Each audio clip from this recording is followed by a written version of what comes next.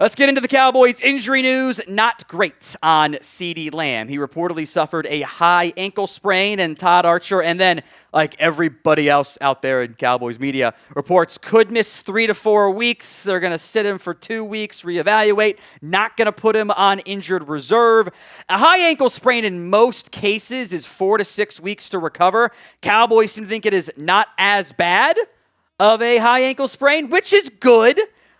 Jerry Jones said it wasn't as serious as it could have been. Then Stephen Jones said, yeah, we know Lamb said he thinks he can play through it in week 4, but that's not really what the team doctors think. And Lamb also said that after the game and wasn't in a boot and then was in a boot today at the facility. And I would wager that the next day didn't feel as good. That's how it normally goes. So very much trending towards no Lamb against the Packers and probably not against the Jets either. Now, if you want CeeDee Lamb to get healthy as soon as possible, like the video. Let's send some good vibes in the direction of Lamb. Like the video, please, and thank you on today's show. Coming up, let's discuss some Cowboys versus Bears overreactions, stuff that I've seen out there on social media, etc. There's a lot to discuss here. First up, should the Cowboys bench Tyler Guyton or Terence Steele? Is that the best path for them at offensive tackle? I've seen this out there, a couple different outlets saying it. I think it's an overreaction. And not because I think Guyton or Steele have been so good, they've been incredible. I actually don't think that's the case. I think, especially Guyton, they've been average at best, and Guyton has probably been a little bit below average. I actually thought, for Guyton specifically, his issue is when he gets beat, it's really obvious he got beat. Like, we all see it. He's out there just completely whiffing on a block, just lowering he's lunging, getting himself out of position. That's an issue. I thought the Saints' pressure packages kind of had the Cowboys' offensive line in a bit of a rough spot. I don't think Terence Steele had a very good game. I felt like Guyton, third game, was best of his 3. Steele might have been the worst of the 3 so far. Not that they were particular. I thought Booker played pretty well, at least. Brock Hoffman didn't have a great game at center either, by the way, which should be a pretty big red flag. But the reason why I say I'm not going to bench Steele or Guyton is who the hell am I going to play? I don't really think Nathan Thomas is much of a solution, guys. Like, if the answer is play the 7th round pick who wasn't on any projected rosters early, who hasn't played right tackle. Like, I don't think that's a very good solution. I think the likely outcome here is the Cowboys ride it out with Guyton and Steele for as long as possible. And if it doesn't work, you have major changes next offseason. You can cut Steele, save a bunch of money, go try to find a new right tackle. You can move Guyton around. You could bench him. You can try to give him the needed development time. He needs reps. He needs development time. There's been some really good reps from Guyton. It's just that the negative ones are so obvious. It's really, really bad. I don't think Nathan Thomas is actually an upgrade, though. And I think that speaks to the problems on your offensive line in general. So pick a left tackle for me. TG for Tyler Guyton, NT for Nathan Thomas. It is the pinned comment on today's show. So go take advantage. Let me know at the pinned comment, TG or NT. Overreaction number 2. Cowboys should play Jadeveon Clowney. Duh. Obviously, this is your free square for like every change you want to make. It's time to play Jadeveon Clowney. This Cowboys pass rush is not doing it. They're not getting home. They're not impacting anything. You have to try Clowney.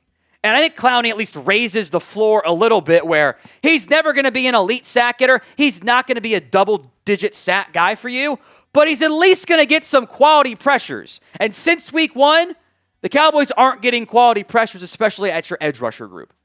How many times have we noticed any of Dante Fowler, Marshawn Kneeland, Donovan Ezeraku, Sam Williams, James Houston too?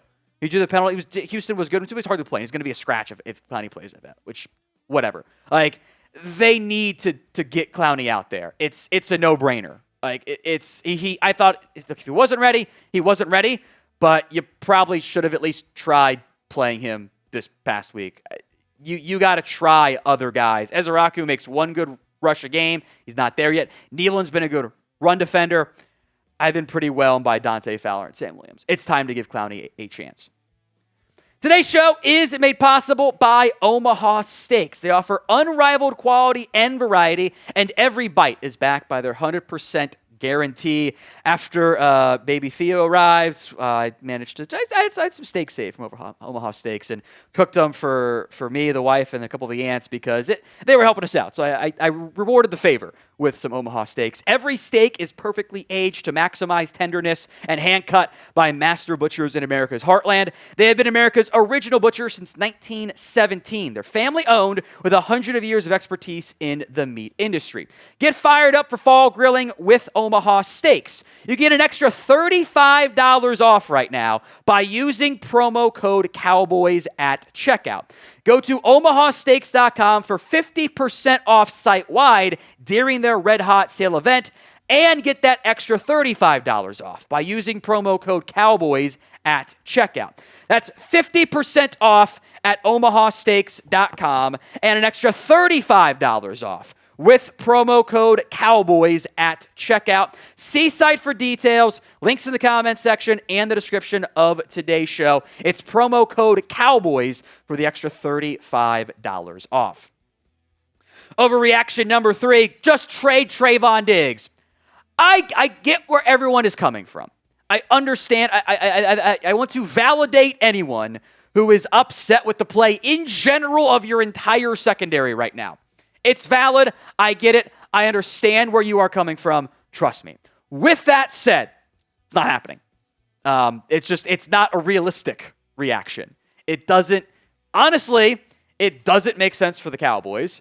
And I don't know who's going to be out there. I think the Cowboys need Diggs. They need good Diggs and not, going for a press and falling down and getting burnt for a touchdown Diggs. But they need him to be a contributable player. They're paying him. And it's not like they have options right now. This Cowboys secondary just isn't good. I don't know when Savone Rebel's going to be out there, but Diggs has not played well this year. Now, he's only been targeted 7 times, which feels crazy, but this is all per PFF, by the way. And a couple of these are the zone coverage stuff. I think they dinged him for one. I think it was actually Wilson's fault, but the team effort, team gets blamed. Hasn't broken past yet. Actually did make a good tackle, got hurt, came back in the game. The biggest issue here is the contract. He's owed $12 million this year on the cap. The Cowboys would save nothing by cutting him and then would eat a bunch of dead money next year still too. The trade savings would be $9.15 million. That's what the new team would owe. Who is paying Trevon Diggs $9 million right now? You cut Diggs, you're only saving the per-game roster bonus stuff that is owed to him.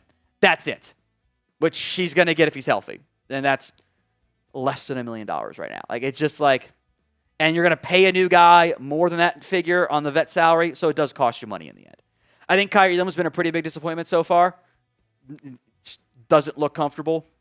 Secondary is massive issues across the board. But Kalen Carson's out for a few more weeks at minimum. He was bad last year after the first game. I don't know when Savone Rebel's going to return. Can try Josh Butler, but he's going to miss 4 games at least still.